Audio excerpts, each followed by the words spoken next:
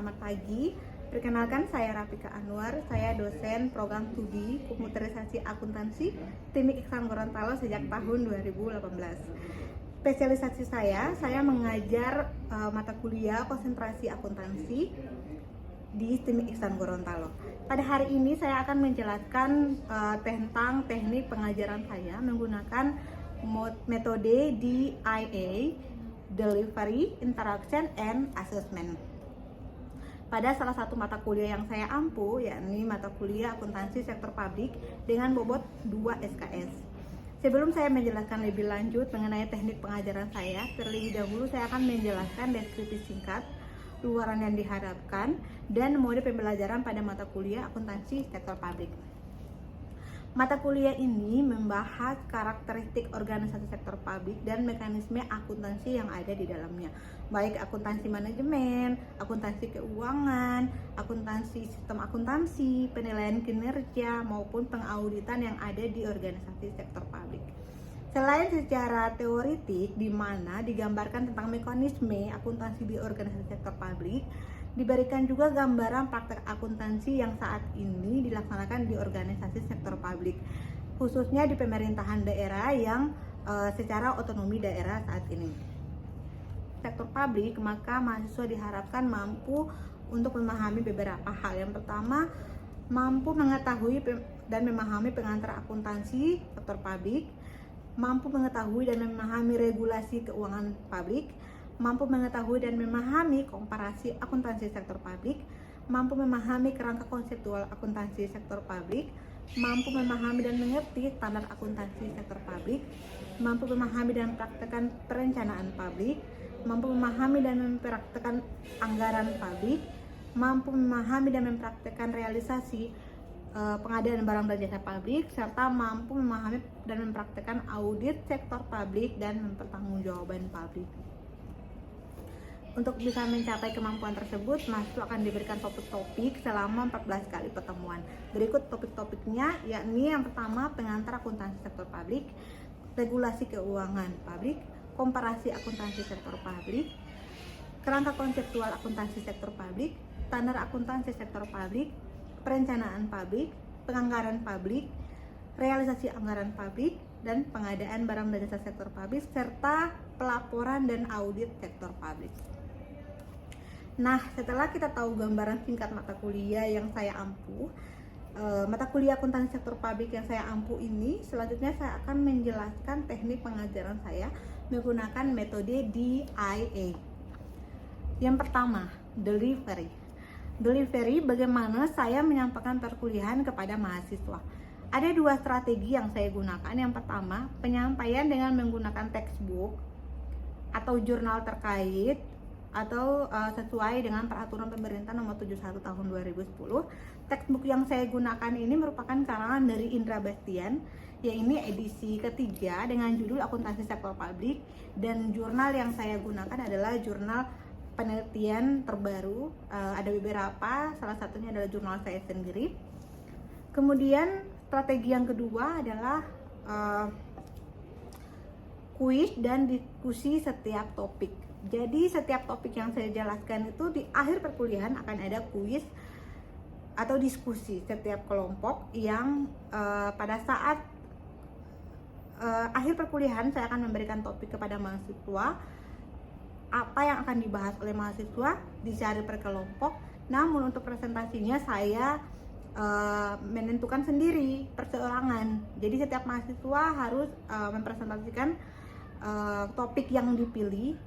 Kenapa saya melakukan ini? Saya yakin ini akan sangat efektif karena memaksa mahasiswa untuk berpikir lebih well prepared, dan saya yakin setiap mahasiswa punya probabilitas yang sama untuk maju setiap minggunya. Kemudian yang kedua, interaction. Interaction, bagaimana saya berinteraksi dengan mahasiswa. Jadi tentunya yang pertama adalah di dalam kelas. Di dalam kelas saya selalu sampaikan kepada mahasiswa untuk berpartisipasi aktif, untuk bertanya dan mengungkapkan pendapatnya. Silakan mengungkapkan pendapat di mata kuliah saya, seperti itu. Jadi di dalam kelas juga saya bisa menilai mahasiswa mana yang aktif, sehingga terhadap topik perkuliahan yang saya sampaikan, sehingga saya bisa tahu mahasiswa ini yang aktif dalam perkuliahan saya.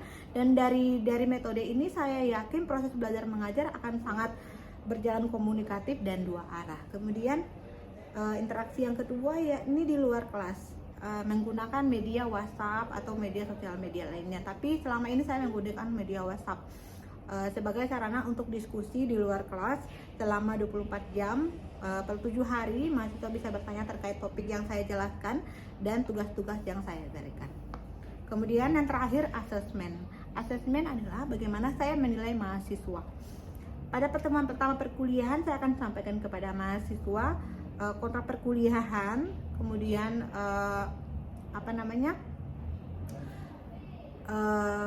kontrak yang dilakukan antara saya sebagai pengajar dengan mahasiswa. Di dalam kontrak perkuliahan tersebut memuat cara saya menilai mahasiswa, bobot penilaian saya terhadap mahasiswa, sehingga mahasiswa dipastikan tahu lebih awal dan mempersiapkan lebih awal untuk perkuliahan berjalan dengan lancar dan mendapatkan nilai yang memuaskan. Selanjutnya, saya akan memberikan cuplikan pengajaran saya secara offline. Terima kasih. Bismillahirrahmanirrahim. Assalamualaikum warahmatullahi wabarakatuh. Waalaikumsalam. Selamat sore. Jadi hari ini perdana perkuliahan akuntansi sektor publik. Yang semester kemarin ada beberapa yang sudah masuk mata kuliah saya. Hari ini kayaknya banyak pembuka baru ya. Jadi karena perdana, seperti biasa saya akan menjelaskan dulu tentang asesmen atau unsur penilaian ya. Jadi komponen penilaiannya yang pertama kehadiran berapa persen? 30%. Setelah itu ada kuis 10%, tugas 20%, UTS 20%, dan UAS 20%. Sampai sini ada pertanyaan terkait kontrak. Namanya kontrak perkuliahan, harus ada kesepakatan antara saya dengan Anda sebagai mahasiswa. Silakan, ada yang mau bertanya atau yang mau koreksi tentang komponen penilaian? Cukup ya? Boleh ya?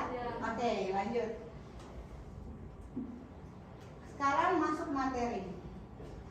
Apa yang dimaksud dengan akuntansi sektor publik? Menurut Anda, bukan menurut buku. Ayo, silakan. Ada, silakan Putri. Apa tahu bisa. Menurut Anda ya.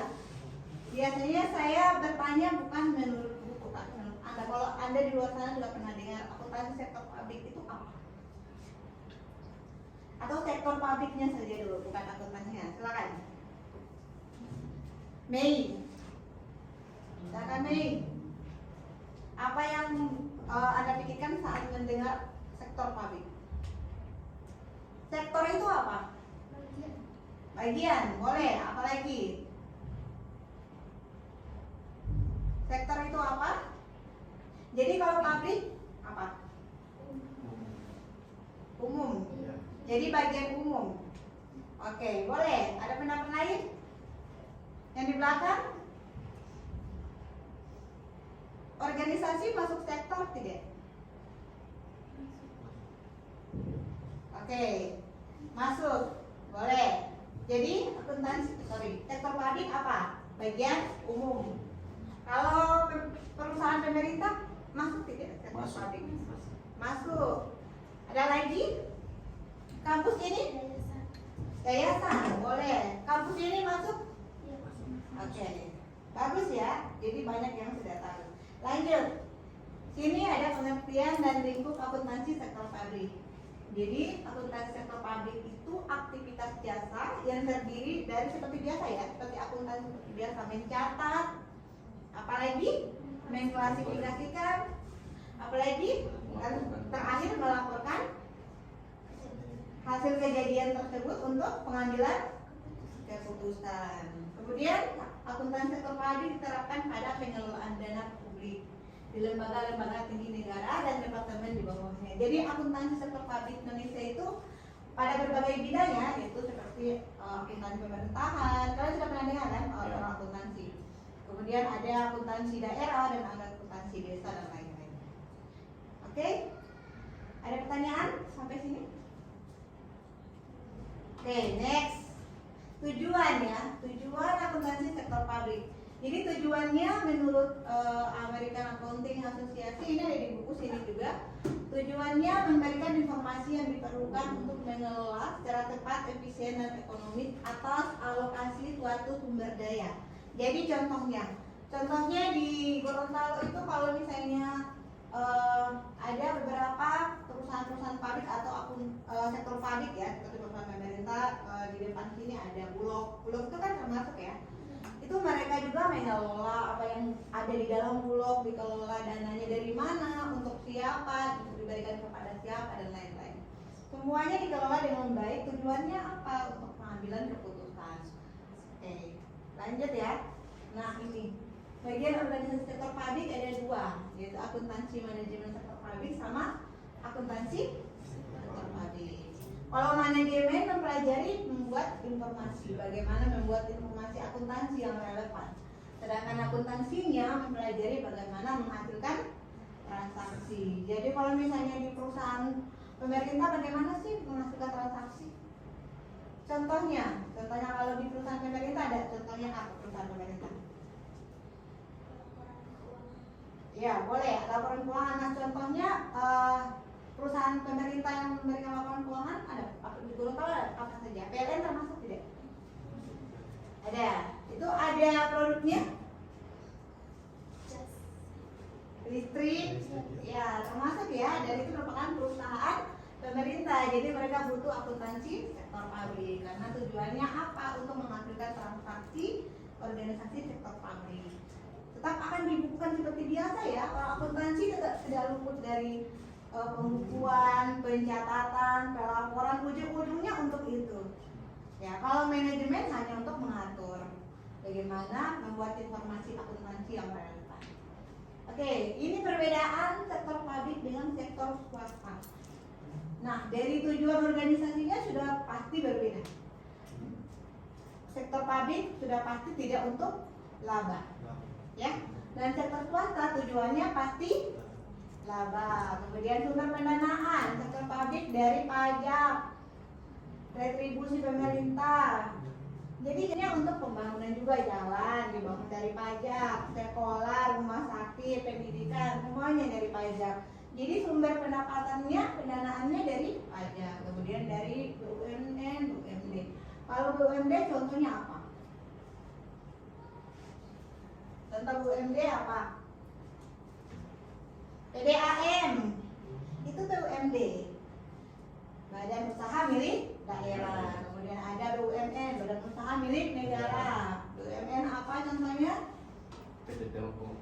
Ya benar. Apalagi penjualan aset negara. Kalian sudah pernah lihat aset negara dijual?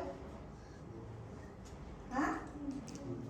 Oke. Kemudian untuk sektor swasta, pembayaran internal itu sudah pasti untuk sumber pendanaan, modal dan lain-lain. Kemudian pertanggungjawaban sektor pabrik untuk siapa?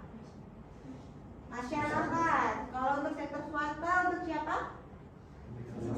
Pemegang saham, kreditur juga. Ya.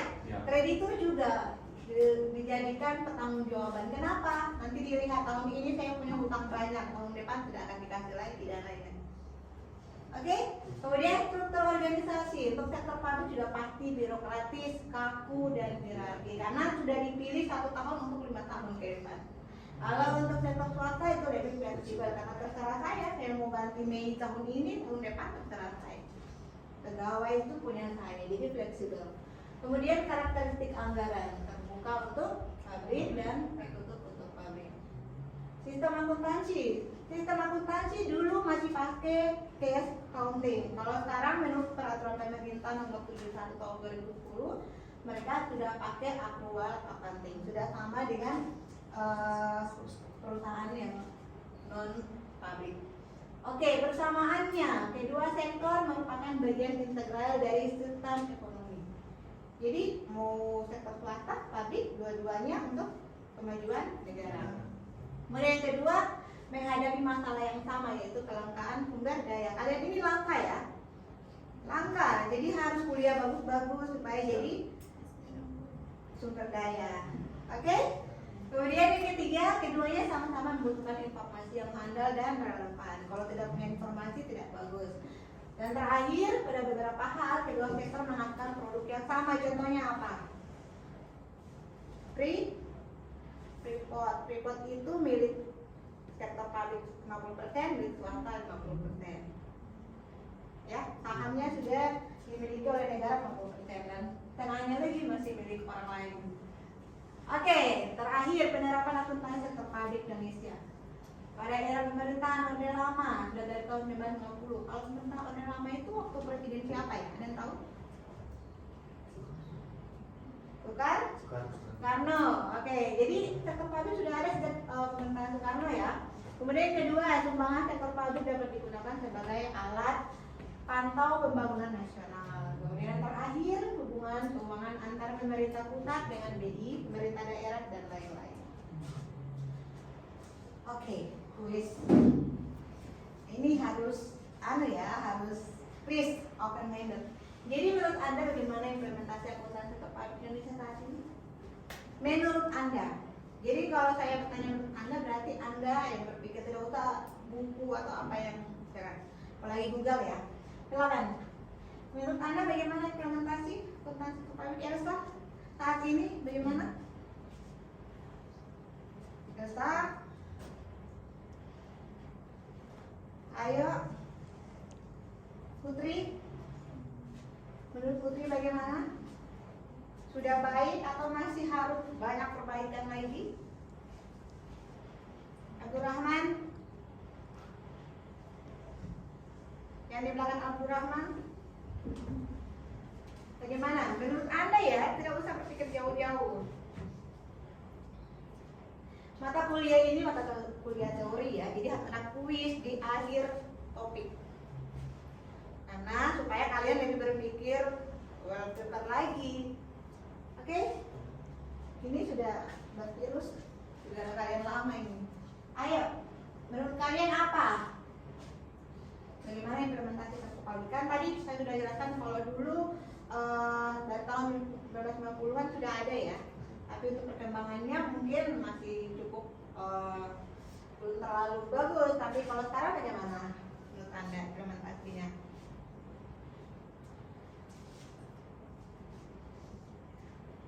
Aduh, mata kuliah saya hening cipta dimulai.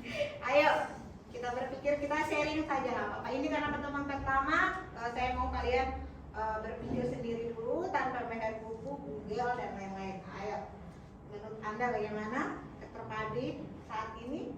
Oh, dari segi pembangunan bagaimana? Bukan akuntansinya ya, sorry, sektor publiknya. Dari segi pembangunan negara kita bagaimana? Sudah bisa dikatakan kontribusinya sudah bagus atau bagaimana? Cukup. Ya. Kenapa dikatakan cukup? Contohnya apa? Fasilitas publik. Iya, dari fasilitas publik. Oke, sudah bagus. Apalagi? Transportasi. Oke, transportasi. Boleh. Berarti sudah cukup ya. Oke, belum baik ya. Ya.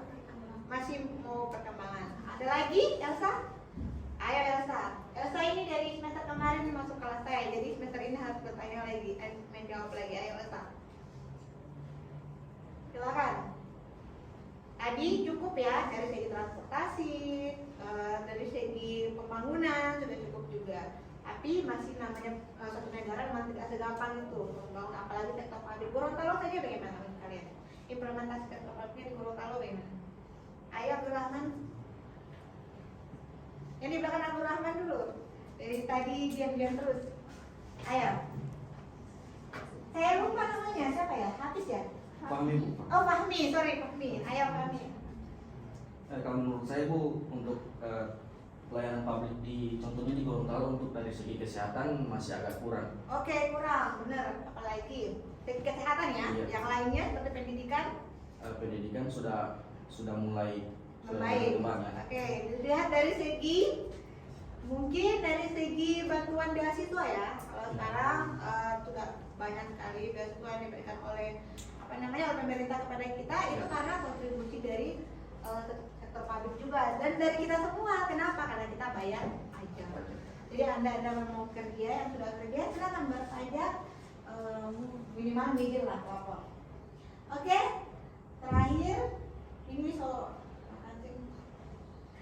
Oke, terakhir karena laptopnya ada gangguan, terakhir minggu depan saya kasih tugas, silakan cari per kelompok, tapi kelompoknya nanti saya umumkan di grup WhatsApp ya.